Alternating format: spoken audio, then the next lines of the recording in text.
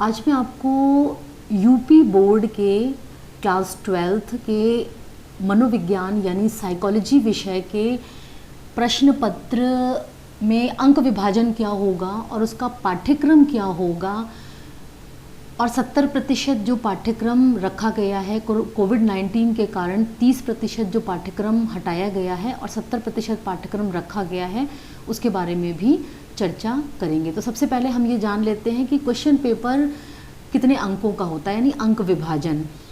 मनोविज्ञान में केवल एक प्रश्न पत्र होता है जो कि 100 अंकों का होगा। इसमें उत्तीर्ण होने के लिए न्यूनतम 33 अंक प्राप्त करने होंगे।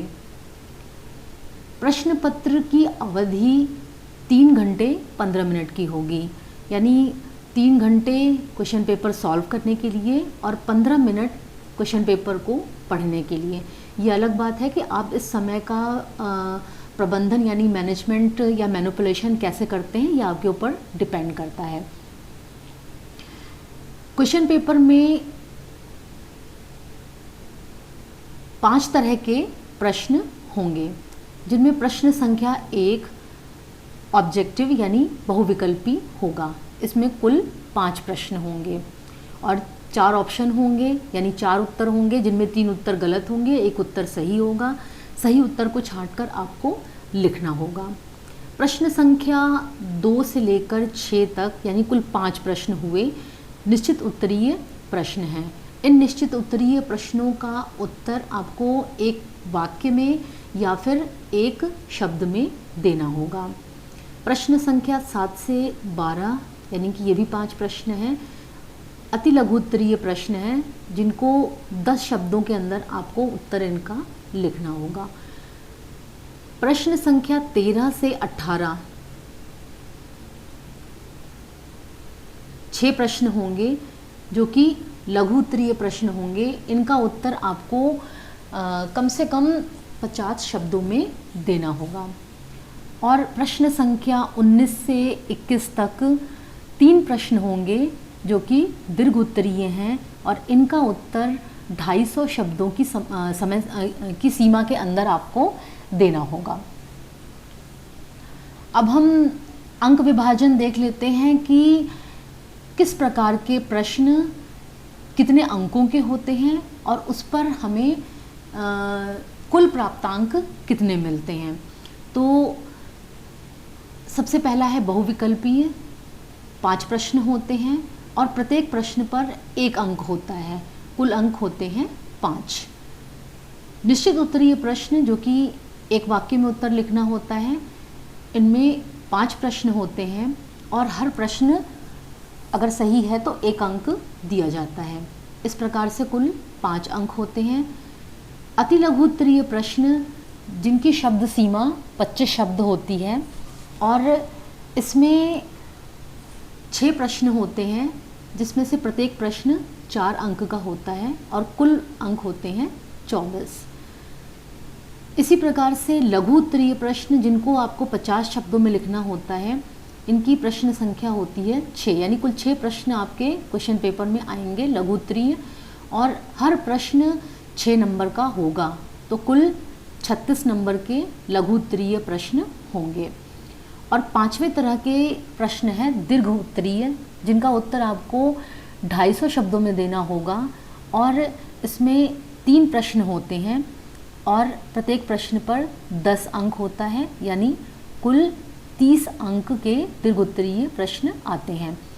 यहाँ मैं आपको ये चीज़ बता दूँ कि बाकी जितने भी प्रश्न हैं यानी 1 से लेकर 4 तक, इनमें कोई भी ऑप्शन नहीं होता। ऑप्शन का मतलब कि जो प्रश्न दिया है उसका उत्तर आपको लिखना होगा, लेकिन दीर्घ उत्तरीय प्रश्न जो होते हैं वो अथवा के रूप में होते हैं, यानी पहला प्रश्न होगा उसमें 2 प्रश्न होंगे, उन दोनों में से कोई एक करना होगा।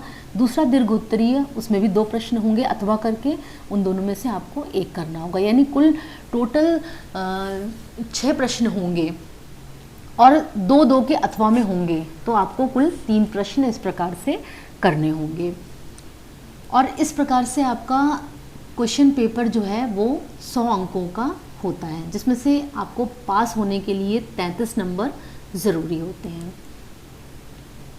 अब मैं आपको पाठ्यक्रम बता देती हूँ। कक्षा 12 का पाठ्यक्रम जो है उसमें किसी प्रकार का परिवर्तन नहीं किया गया है। केवल एक चीज़ जो नई आई है वो ये कि कोविड-19 महामारी के कारण शैक्षिक पाठ्यक्रम जो है वो आपका, चूँकि सत्र देर से शुरू हुआ था, इसलिए छात्रों के हित में, विद्यार्थियों के हित में ध्यान को रखते हुए शासन के द्वारा, बोर्ड के द्वारा कुछ टॉपिक्स जो है वो हटा दिए गए हैं। तो वो कौन से टॉपिक्स हैं? लगभग 30% टॉपिक हटाए गए हैं, 30% कोर्स कम किया गया है, जिसमें आपका इकाई 1 जो कि व्यवहार के दैहिक आधार है, उसमें संधि स्थल और तंत्रिका आवेग को हटाया गया है।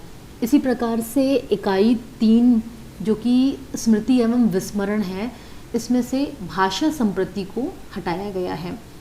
और एक्सपेरिमेंट जो है यानी मनोविज्ञान में प्रयोग जो कि इकाई 5 है, इसमें से एक प्रयोग हटा दिया गया है, द्विपार्श्विक अंतरण, और एक प्रयोग रखा गया है। 2 ही प्रयोग थे जिसमें से एक हटा दिया गया है और एक को कोर्स में रखा गया है। इकाई संख्या 9 मनोविज्ञान में परीक्षण, इसमें रुचि परीक्षण को हटाया गया है। कुल 3 परीक्षण थे जिसमें से एक को हटा दिया गया है और 2 को रखा गया है।